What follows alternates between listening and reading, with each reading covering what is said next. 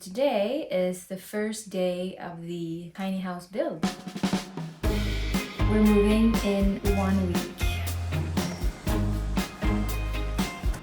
Oh my god, I'm finally done. This is step 1 of freedom. Hi, my name is Ida, and this is a story about building a tiny house in the city center of Stockholm, Sweden. So let me bring you back to 3 years ago and how I got here to begin with.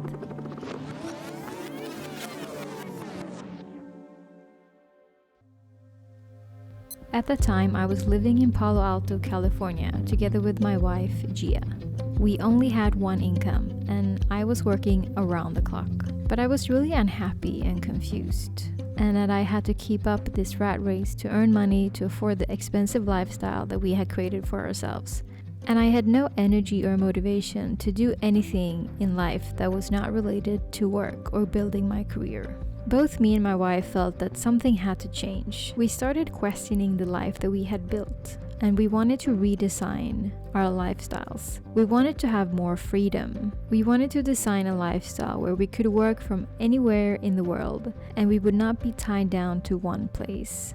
And we wanted to work for ourselves, to control our time and our location. We started looking at options to achieve this. The first option was actually to start by cutting costs. We figured that with less costs, we would be less dependent on income, and in that way, we could free up time. Hey Google, stop. This is my 25th move in my life. And now we're gonna pack.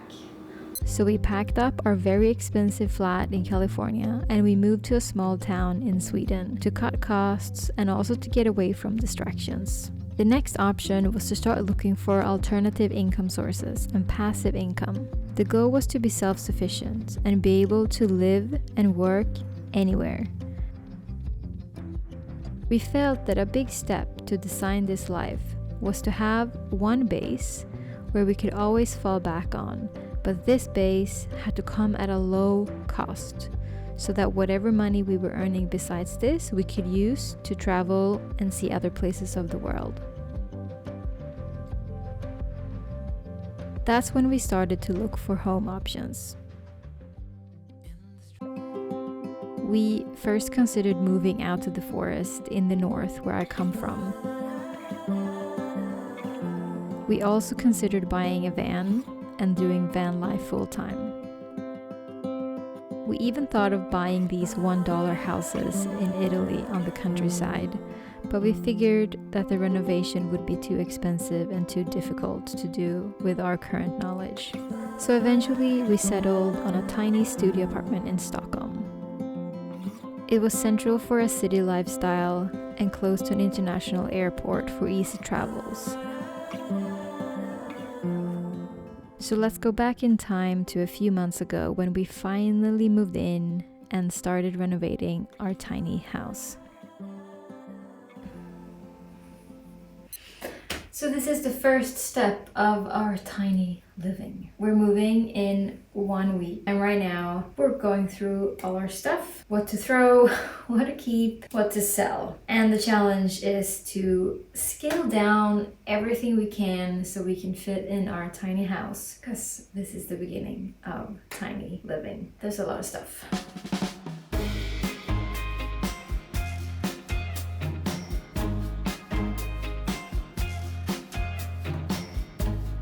Stand by you when you're falling, when the river is calling.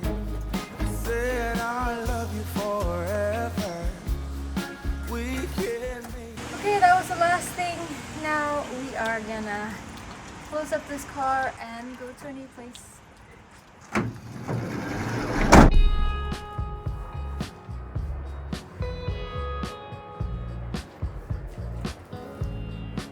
Okay, we made it to our house. This is the first day in our tiny house. Tiny apartment.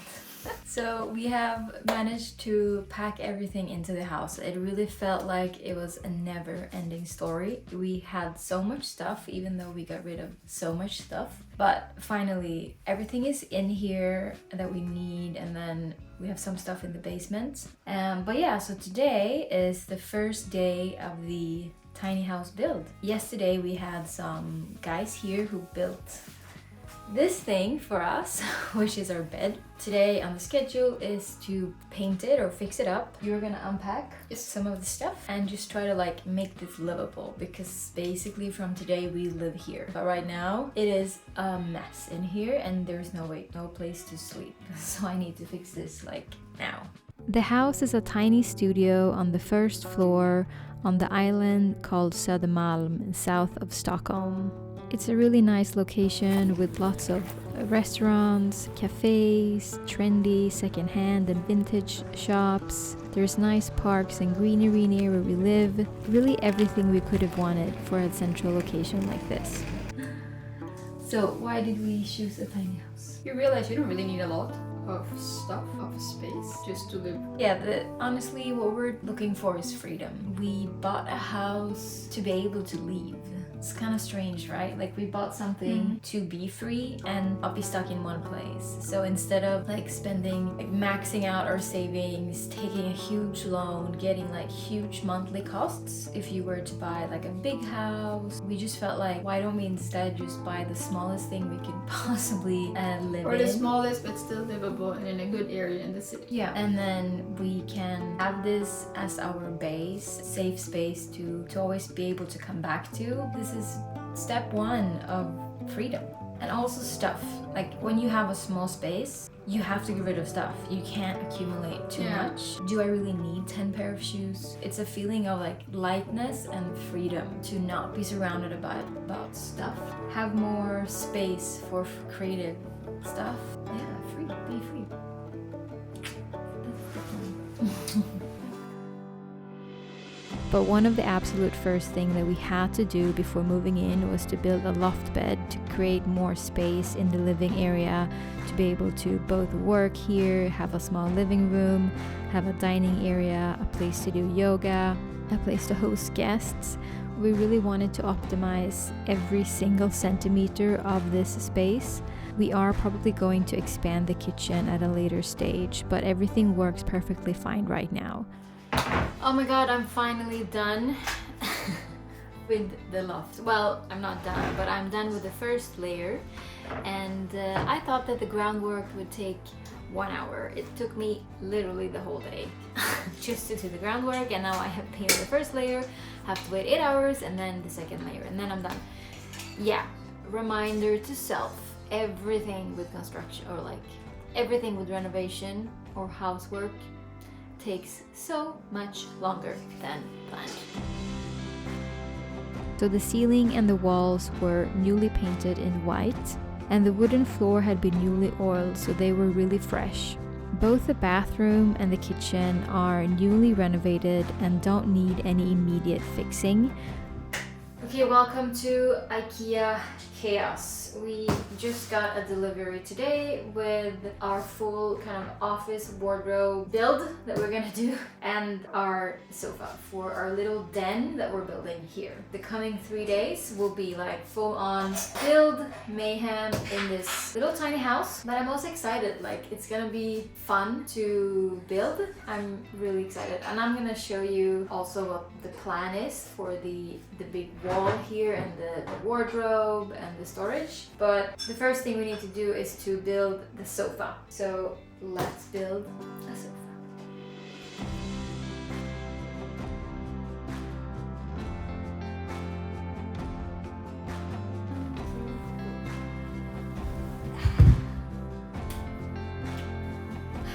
Okay, the sofa build is done. This is gonna go into a little den under the loft. So the sofa will be here, and then there's gonna be a TV on that wall, and then maybe you have your guitar here, but that's it. And then there will be a wall with a curtain coming from behind, from the ceiling, so covering both the bed, and so this becomes its own little half room. So yeah, I mean, this sofa was super cheap, like $200. It's a bed, it's a sofa bed, so we can have guests. It's small, cheap, functional, fits our place. It's not the most beautiful, but it actually looks okay. It looks okay, I mean. Yeah, all in all, I think good find, good start on the little den.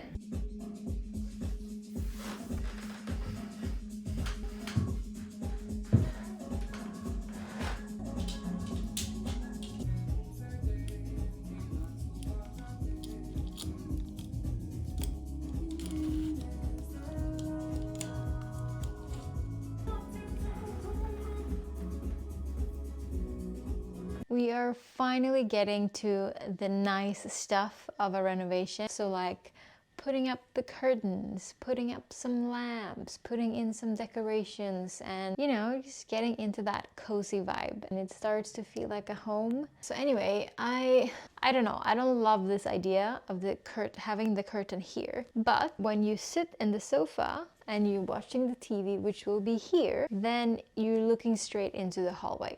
And I don't like that feeling, so I thought maybe I just put up something super light and not heavy fabric here, like a curtain.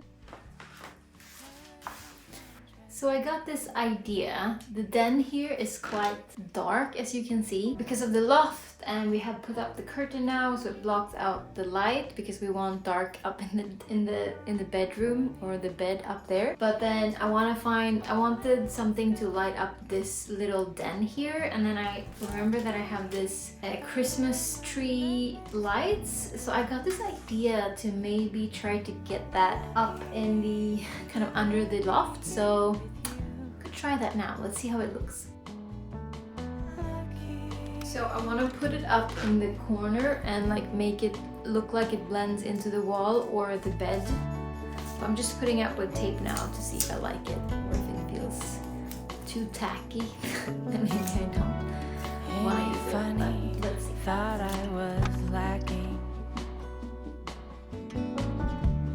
then I realized all is within. Are your thoughts friend or foe? It's your choice which way you go. I don't know. What do we think? Is it tacky or is it cozy? Happy can be built.